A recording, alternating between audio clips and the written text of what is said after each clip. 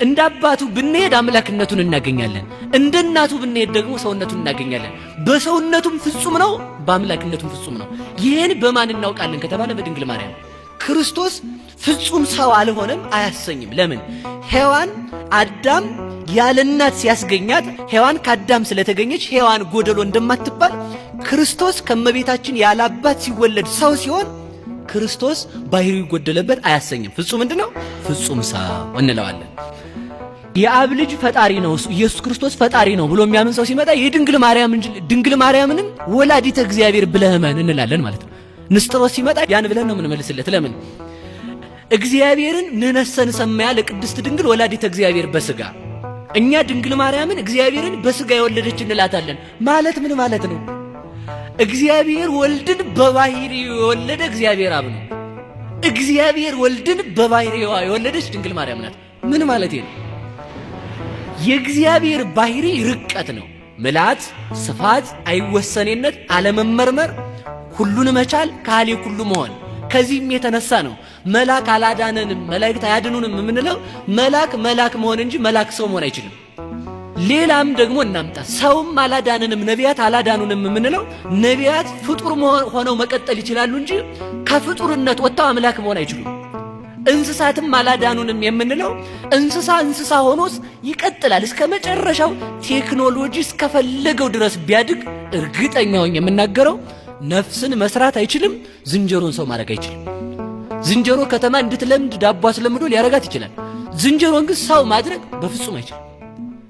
እነዚህ ሁሉ አላዳኑንም የምንለው ሁሉን የሚችለው እግዚአብሔር ነው። ሁሉን የሚችለው ነው ሰው የሆነው። ለምን ያመዋል ሰው? አዎ መልአክ አላዳነንም። አዎ አላዳነንም። እግዚአብሔር ግን አዳነን። እግዚአብሔር ሰው ሆነ። ለምን? እግዚአብሔር ሁሉን ይችላልና። ሁሉን ከቻለው ሰው መሆንም የሚችለው እግዚአብሔር ነው። ስለዚህ ልብ እንበል። ወልድን በባህሪው የወለደው አብ ነው። በባህሪው ማለት በእግዚአብሔርነቱ። ሰው ራሱን ሳያውቅ እግዚአብሔርን ልወቅ እያለ ድፍረቱ ማለት ነው። ምንድነው ማለት የፈለኩት? በዘመን የመጣ ሰው ዘመን የሌለውን እግዚአብሔርን ልመርምር ሲል ችግር እኮ ነው። አሁን ውጭ ላይ ምንድነው እየተሰራ ቢባል ወይ መረጃ ካላከለ ሰው ማወቅ አይችልም። አሁን ሰው እኔን ማወቅ ይችላል፣ እዚህ የተሰበሰበው ሰው አይችልም። ምን እያልኳችሁ ነው እናንተ? እኔ አለልም እንጂ አፈር ያብላችሁ ብል አታውቁትም ማለት ነው። በጊዜ የኖረ ሰው ያለ ጊዜ የኖረ እግዚአብሔርን ማወቅ አይችልም። ያ የማይታወቅ የማይመረመር ልጅ ያለው በባህሪው የወለደው እግዚአብሔር ብቻ ነው። ልብ እንበል። በባህሪዋ የወለደችው ደግሞ ድንግል ናት። ምን ማለቴ ነው? በባህሪዋ የወለደችው ስል ድንግል ማርያም ሰው ናት። የድንግል ማርያም ስጋ ይጨበጣል፣ ይያዛል፣ ይዳሰሳል፣ ይታያል፣ ግዙፍ ነው። በባህሪዋ የወለደችው ማለት ድንግል ማርያም እግዚአብሔርን በመለኮቱ ሳይሆን የወለደችው በሰውነቱ ነው። ማለት ምን ማለት ነው? ሩቅ መለኮትን ብቻ የወለደች ሳይሆን መለኮትን በስጋ ተዋህዶ ነው የወለደችው። ድንግል ማርያም ለእግዚአብሔር ወልድ የባህሪ እናቱ ናት። እንዴት ሊል ነው ሰውየው። እንግዲህ እንዴት ሲለኝ ጥያቄ የማቴዎስ ወንጌል ምዕራፍ 3 ላይ በዮርዳኖስ ሲጠመቅ ይህ ልጄ ነው ያለው ወይንስ እነዚህ ልጆቼ ናቸው ነው ያለው? ወይንስ በዚህ ላይ ያደረው ልጄ ነው ያለው? ይሄ ልጄ ነው አለ። ማንን? ስጋን ራሱን ማለት ነው። ለምን? ስጋ ማን ስለሆነ? መለኮት ከስጋ ጋር ሲዋሃድ ስጋ ቃለ አብ ወቃለ መንፈስ ቅዱስ ሆኗልና ስጋ አምላክ ስለሆነ ያ ስጋ የአብ ቃል ነው።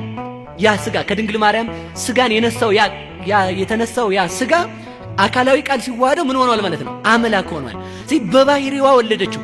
የባህሪ ልጅ ያለው እግዚአብሔር አብ ነው። የባህሪ ልጅ ያላት ድንግል ማርያም ናት። ዘመን የማይወስነው ልጅ ያለው እግዚአብሔር አብ ነው። ዘመን ወስኖት እንደ ሰውነቱ 5500 ዘመን ቀድሞት ከ5500 ዘመን በኋላ ዓለምን የሚያስረጅ ልጅ ፈጣሪ ልጅ ያላት ድንግል ማርያም ናት። ስለዚህ ምን እንላታለን?